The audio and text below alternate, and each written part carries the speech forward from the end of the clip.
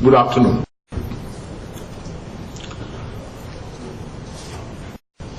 I called Lakshmi 2 days ago and I said, Lakshmi, what are you going to speak on? Let me know, because you're before me, and if you'll cover everything under the sun, then there'll be nothing left for me to contribute. So he said, Praveen, I'm busy now and let's talk tomorrow.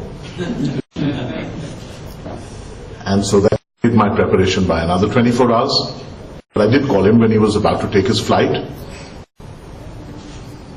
And he said, I'm going to start with, I said, listen, there are no business method patents granted in India, at least according to the statute.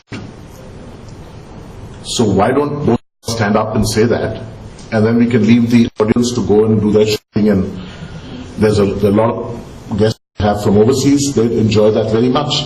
I've never done that at a conference, perhaps this may be the first beginning.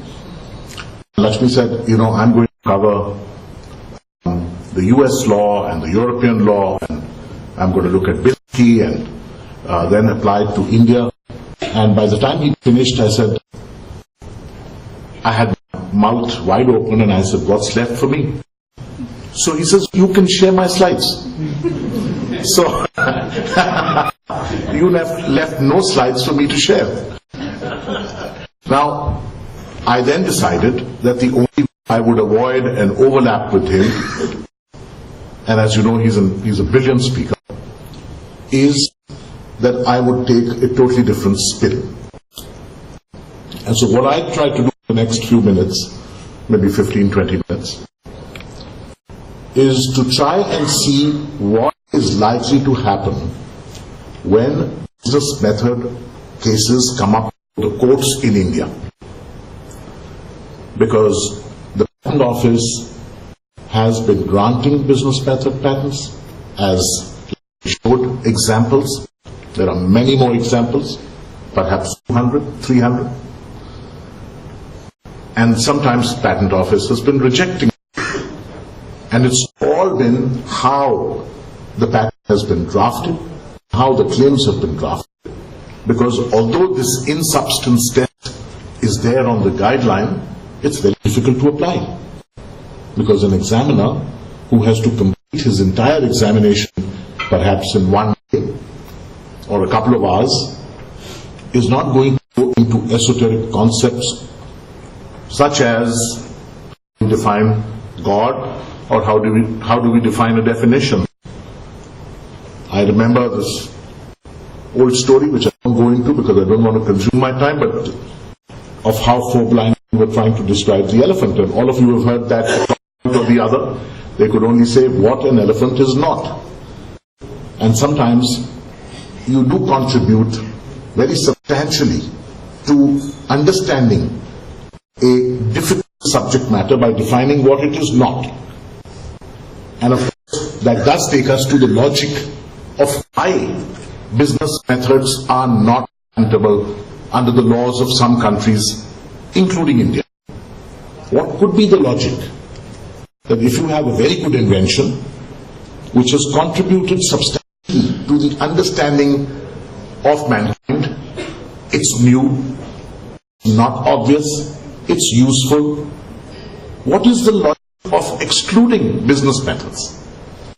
And what I feel, given what in my next slide I'll try and demonstrate, is that the courts in India play a almost diametrically opposite role to what the legislature in India is doing. What the legislature and the patent office is doing is exclude things from patentability, shrink the patentability domain, so to say. What the courts will do, will look at things liberally. They may shrink further, depending upon how they get influenced, what the public interest aspects emerge, or they may dramatically enlarge the scope of protection. And why do I say that, is going to be substantially the subject of my next few slides. So let me start by just kind of revising what I will be doing. I'll be covering just a little, because Lakshmi's covered the entire field, what the position in India and overseas appears to be, and then what radical changes are coming in Indian courts, both at the writ level and also at the suit level, how those changes are going to impact the interpretation which they will give to business method patents. So we've seen the Bilski case, that a method actually means a method of conducting or doing business, that all process claims are the same and business methods should not be treated any differently. After all, it is a process like the process of manufacturing a product, or the process of cleaning, or the process of strengthening. A business method is also a process, and why should they be treated differently? And that methods can be patentable even if they are not tied to a machine or do not involve a transformation. This was the kind of broad perspective that emerged to Bilski, that the method need not be tied to a machine or have necessarily a transformation. In other jurisdictions such as Canada and Australia, further perspectives emerged, such as there is in the Amazon one-click in Canada, there is a need for some practical embodiment. That's the word they used. That is, change of state or a physical effect. And then the Australian case of research affiliates went and said, practical effect must not be peripheral, it must be real or central to the operation of the method. So what these terms mean? Let's have a look at what will happen in the real battlefield, in court. What's the position in India? We've already seen. Section PK excludes mathematical concepts, business methods, computer programs per se, or algorithms. As Lakshmi tried to point out, one possible future argument will be that the per se qualifies mathematical and business methods as well, which means that if it's something beyond just mere business method, it might be patentable. That's one kind of legal argument that courts might accept in future. The manual of the patent practice and procedure, which has gone through 4 parts, there was a 2005 version, and then a 2008 version, 2010 version, and these were all drafts, till we had a final version in 2011, which is dated to 2nd of March 2011. And one very important thing to remember is that the manual is just a guideline. It does not have the force of law. Courts have said it, right up to the Supreme Court, that the guideline is only to guide. If the courts tomorrow feel words appearing in the statute, in the primary legislation, which was enacted by Parliament, if those words need to be given a broad interpretation, they will do so irrespective of what is contained in this guideline or in this manual. That's an important thing to remember. One practical thing that is happening, and which is the reason why a lot of patents are being granted in the field, is because people are avoiding mathematical formulae or terms like calculating, computing, etc., because those suggest that this is maths, that you're adding things, you're subtracting, multiplying, you're performing some mathematical operation. So those terms are kept out of the specification or of the claims, not to lead the examiner to believe that this is a mathematical concept. What is used instead are words like deriving, determining, and so on. Business method level, commercial activities involving goods or services, even if they are technology dependent, involve the e-commerce, computers, networks, satellites, communication protocols. They are excluded so long as they are business methods. But again, what is not defined is a business method, and what is not defined equally is what is technical. So it is for the courts tomorrow to say this is technical and this is not a business method, or that this is predominantly technical and not predominantly a business method, because courts also do that. But what is practically on the ground level at the patent office, people avoid banking, finance transfers to an impression as if one customer is interacting with a bank, but instead would use data transmission, data compression, expressions like that, or communication between two nodes in a network.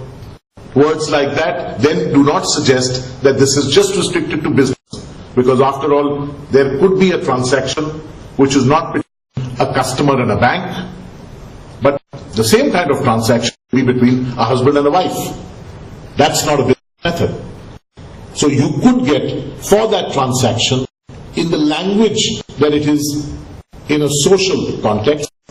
It's a transaction which is applicable to a social context. You could get a patent.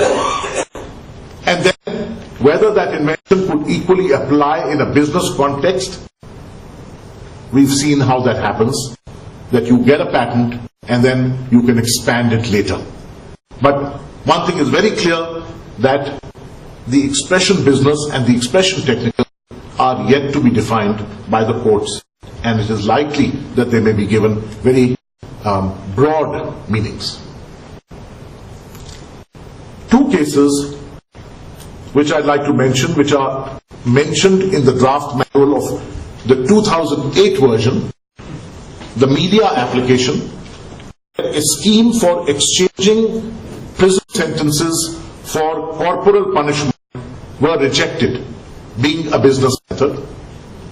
And in John Lahiri Khans' application, both these were cases from England, but they were mentioned in our manual as examples, but the latest version of the manual removes them. The second case was a method for effecting introductions for friendship, like a social networking site. And this was rejected in England, and our manual talks about these as the possible way to hold that these are business methods. But one thing is absolutely clear, with the Indian courts following foreign law and having a far more liberal approach than the Patent Office or the Intellectual Property Appellate Board, it is likely that they may give a narrower interpretation to the word business and a broader interpretation to the word technical, and exclude transactions which are like social networking sites of the kind that John Lahiri Khans' case was involved with. So it is my feeling that if we had a case of John Lahiri Khan going to an Indian court, it might be decided the other way, because it would not be considered a business method. A social networking transaction would not be considered a business method. Now, a few changes. The most amazing changes are now hitting Indian courts, and it is rather surprising that these changes are not so widely known. In 2005, patent amendments came, which kind of made the law a completely new version and a new model. The Code of Civil Procedure was amended, and it streamlined processes in courts. The Supreme Court then passed in 3 patent cases orders, which have now come to be referred to as 4-month orders. And what are these 4-month orders? Essentially, the courts have said that if you have an intellectual property matter, although they said it in a patent case, but they used language which could be fully applicable to a trademark or a copyright case, from the date of institution to the date of decree, decide the case in 4 months, is what the highest court of the land has said in 2010. When those matters came back to the high courts on remand, the high court judges kind of chuckled. They said, this is not going to happen. The previous standard used to be 5 to 10 years. How, in your wildest imagination, are you going to squeeze 5 to 10 years into a 4-month period? Believe it or not, it has taken less than 1 year, and you can already see cases decided between 6 months to 1 year in the Delhi High Court. This is the most radical time revolution that we've been hit with.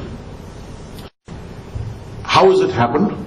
A, when the Supreme Court passed that diktat, a lot of the High Court judges are all aspiring to go up to the Supreme Court in promotions. So, while they may say this is an impossible task, what the judges started to do was to cut at every level. Written statements earlier would take, a defendant could take 1 year or 2 years to file his written statement. Now it's 30 days. And under no circumstances beyond 30 days.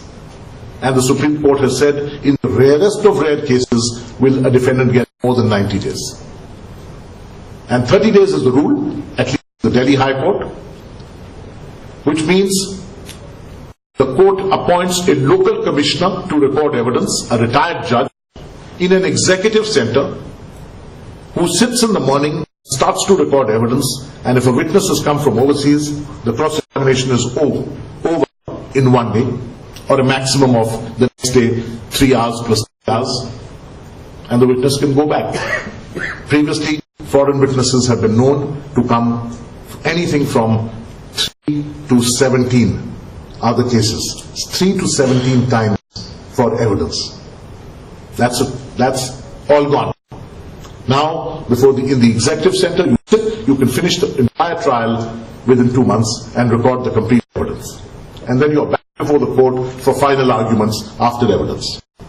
So these are the 4-month orders. Why do I call them the 4-month orders? Because you can, when you institute the lawsuit, tell the court, I'm not interested in an injunction, give me a schedule. And a judge does docket management now. He's formed, the court has begun with docket management, and I also mentioned that 70% of IP cases are in the Delhi High Court. So this is where the real IP battles are taking place. And this is what the court looks like. Please excuse me, I had to draw this in court because photography is not permitted inside the courtroom. It's a bad drawing, but it gives you an idea of what the judge has a big computer before him. Half the screen are the court files, the other half of the screen are his notes, and there's a big screen in the courtroom where everyone sitting in the courtroom can see what the judge is looking at, and the lawyer can also plug in his computer, and so what the lawyer is looking at and the judge is looking at, the audience can see, which means the judge can in real time Google, he can search websites, he can go to Lexis, Westlaw, do any kind of manupala, any kind of case law research, and in seconds everything is there for the judge. That's an e-court. And that's the culture which is hitting India. So that's one, time revolution. The second, totally different, is a remedies revolution, which means we've actually gone and sniffed around and gone to the various jurisdictions all over the world and seen, you grant Anton Pillar orders, you grant Mariva injunctions, you grant John Doe orders in America. India grants or granted the John Doe orders in India in the 10 sports case when the World Cup was going on. For those of you who don't know, John Doe orders are orders in which you can file a case against an unknown person. So you don't know who is committing the offense, wrong, you can name him as Ashok Kumar. And you can go to the court, get a commissioner, go and raid anywhere where he sees the commission of the offence, bring the names, video recordings, audio recordings to the court, make the offender a party after you've obtained an order, not before, as was traditionally the case. Now, these were granted in the US. We saw few John Doe orders there. The Indian courts were the first after US to grant them, even before England granted them. Or Anton Pillar orders, Mariva injunctions, and name it. So much so that in 2005, in the Time magazine case, exemplary and punitive damages were granted in an IP case for the first time. The court said the reason why we want to grant these is in order to make the civil remedy a more attractive one and to cut short the pressure on the criminal justice delivery system, which is enormous and the system is collapsing. Let's make the civil remedy really meaningful. And the only way we can make it meaningful is to grant not just compensatory but punitive and exemplary damages. Now that's the kind of mindset which is happening in India. With that, we thought that punitive and exemplary orders would just come once in a while, but in the last 5 years, there have been as many as 65 cases where these have been granted. Writ jurisdiction. Just see what's happening in patents. Two sets of spam cases. One went up to the Supreme Court, one went up to the Delhi High Court. What did they effectively do? They changed, they interpreted words in our statute, like the word grant. When is a patent granted? Earlier, everybody thought they knew a patent is granted when you enter it in the register of patents. The court said no. It may be much before that. When the patent office decides, and there may be a difference from the time they decide to the time they enter it in the register and the time when it is published in the official gazette. It's much before. And this was the definition of grant, which for 50 years everybody had understood to mean the day it is entered in the register. By exercise of writ jurisdiction, the court changed the definition completely. And now the new definition, which is because they are bound by the High Court decision, they are bound, and so it affects pre-grant oppositions, post-grant oppositions, and a host of other processes in patent law. And that radical change came by one decision of the Delhi High Court, Justice Melia's decision in the Span case. Similarly, GlaxoSmithKline versus Union of India. The publication of the patent in the journal was not complete because it didn't have full particulars. So members of the public would not know whether they should oppose or not oppose. The court struck down that publication as being a bad one by writ jurisdiction. Then the Nokia case of the Madras High Court, where the court in a PCT filing which was beyond 31 months condoned that because of a computer glitch. They condoned that, which was rather rare. In the Shell and Accenture cases and Farad Elhani case, the court quashed the patent office's previous practice of passing abandonment orders. So if you meet the deadline, rather than giving you a negative order which you could appeal against, the patent office would abandon your patent. And in writs, the court said that can't be done any longer. And that transformed the entire patent office practice. This one group of cases, the Shell, Accenture, and the Farad Elhani cases. So, what am I saying here? The point is, writ jurisdiction will definitely be attracted when a patent is rejected on the ground that it is a business method, and the court will then be called upon to define what is business and what is therefore a method relating to business. And if the court finds business is only this much and the rest of the world is available, then obviously the right way to apply for patents would be to concentrate in any transaction on the rest of the world and not on the business portion. Let me conclude. Business or technical methods will get tougher to distinguish one from the other. There will be a huge overlap. What is abstract and what is tangible will get tougher to distinguish. Cases will come up in appeal. There will be a host of cases when rejections take place. And in the absence, even in the absence of legislation, there is likely to be judge-made law, which in the years to come will transform the entire landscape. Thank you very much.